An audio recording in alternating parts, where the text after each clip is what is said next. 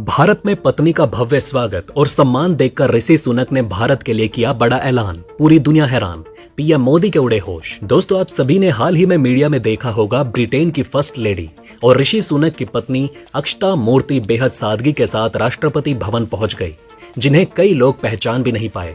राष्ट्रपति मुर्मू एक समारोह के दौरान पुरस्कार दे रही थी। उन्होंने सुधा मूर्ति को भी पुरस्कार दिए।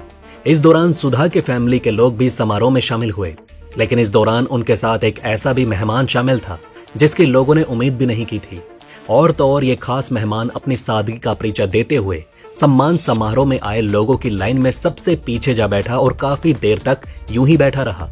लेकिन जब अचानक अफसरों की नजर इस मेहमान पर पड़ी तो उनके होश उड़ गए, क्योंकि उसी समारोह में पीएम मोदी और विदेश मंत्री डॉक्टर एस जयशंकर भी बैठे हुए थे, जिन्हें इस बात की भनक ही नहीं थी कि समारोह में यूके की फर्स्ट लेडी आई हुई है।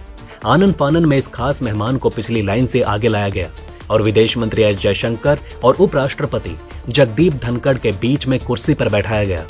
भारत का यह मेहमान कोई और नहीं बल्कि ब्रिटेन के प्रधानमंत्री ऋषि सुनक की पत्नी और वहां की प्रथम महिला अक्षता मूर्ति थी, जो समारोह के दौरान अपनी मां सुधा मूर्ति के साथ उनका हौसला बढ़ाने आई थी। बहुत कम लोग जानते हैं कि ऋषि सुनक की पत्नी अक्षता सुधा मूर्ति की बेटी हैं और वो अपने पिता के साथ बीच में लाइन में बैठी हुई थी।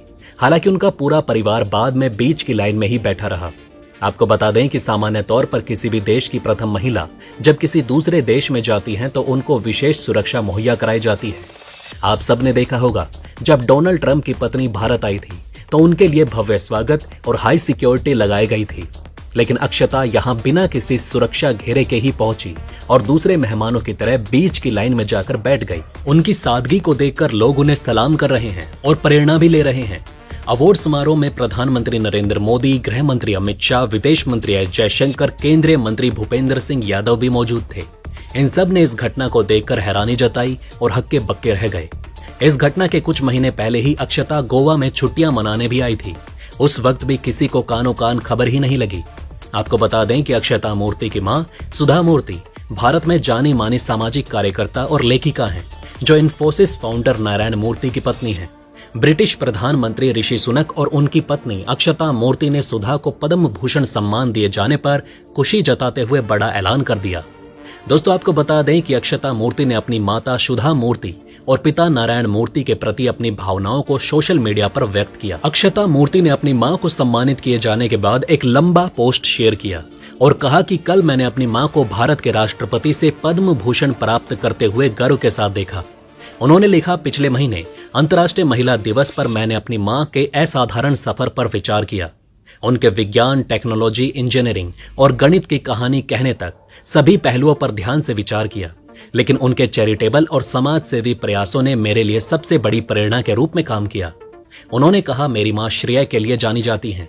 मुझे और मेरे भाई को माता पिता से जो मूल्य मिले हैं, कड़ी मेहनत, विनम्रता, निस्वार्थ था, लेकिन कल उनके काम को पहचान मिली, जिसे देखना एक भावुक अनुभव था। अक्षता के इस पोस्ट पर प्रतिक्रिया देते हुए उनके पति और ब्रिटेन के पहले भारतवंशी हिंदू पीएम ऋषि सुनक ने 2 ताली वाली इमोजी के साथ टिप्पणी की और बड़ा ऐलान करते हुए कहा कि ये एक गर्व का दिन है।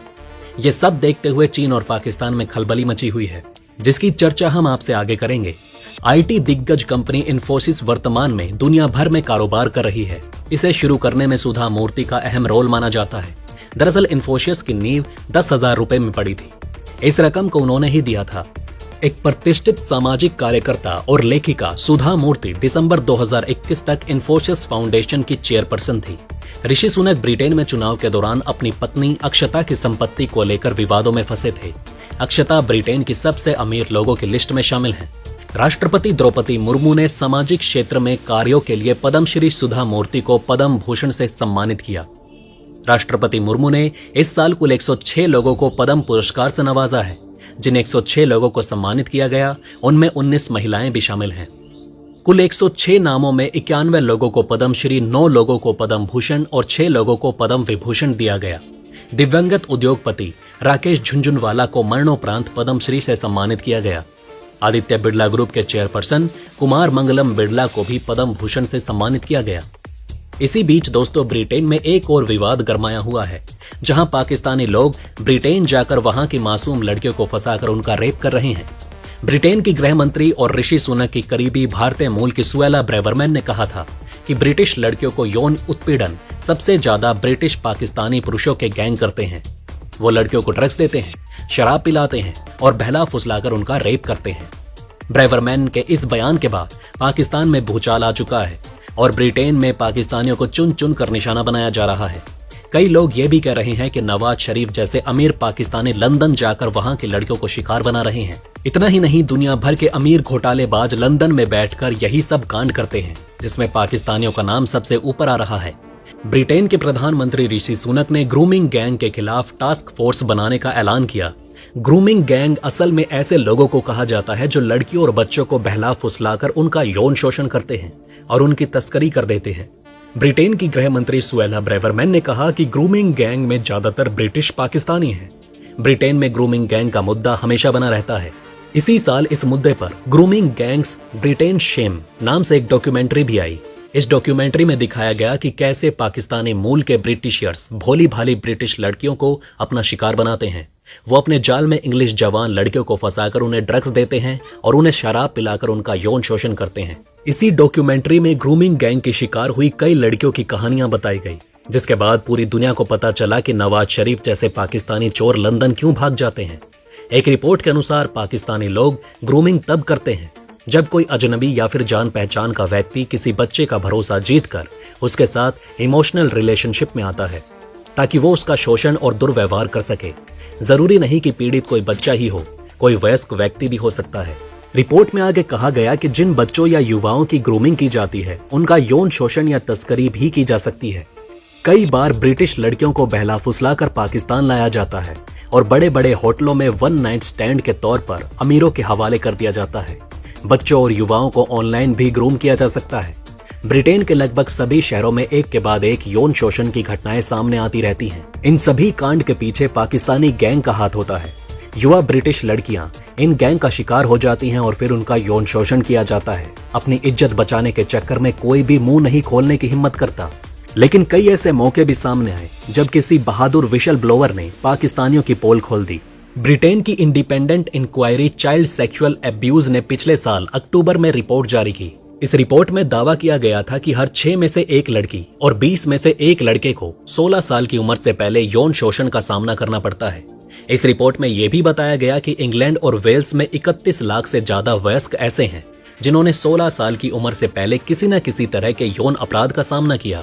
इन वयस्कों में सबसे ज्यादा संख्या पाकिस्तान की है, जो अपनी गिरी हुई सोच के कारण ऐसी घटिया हरकतें करते हैं और पूरी दुनिया में एशिया को बदनाम करते हैं। लेकिन अब ऋषि सुनक ने पाकिस्तानियों के खिलाफ हंटर चलाना शुरू कर दिया। उन्होंने खुला ऐलान करते हुए कहा कि महिलाओं और लड़कियों की सुरक्षा सबसे ऊपर है। बहुत लंबे समय तक राजनीतिक इच्छा शक्ति की कमी ने इन घिनौने अपराधियों को सामने नहीं आने दिया। माना जाता है कि ब्रिटेन के बड़े बड़े रसूखदार लोग भी ऐसे कारनामों में लिप्त पाए जाते हैं। ब्रिटेन के कई अमीर नेता ऐसे गैंग के संपर्क में रहते हैं जो उन्हें आसानी से लड़कियां सप्लाई कर सकें। इसी वजह से ब्रिटेन के बड़े नेता आज तक ऐसे गैंग के खिलाफ कार्यवाही नहीं करते थे। लेकिन ऋषि सुनक ने खुला ऐलान करते हुए कहा कि हम इन खतरनाक गैंग को खत्म करने में कोई रुकावट नहीं आने देंगे। उन्होंने ये भी कहा कि गैंग और उनके सरगनाओं को कठिन से कठिन सजा दिलाएंगे।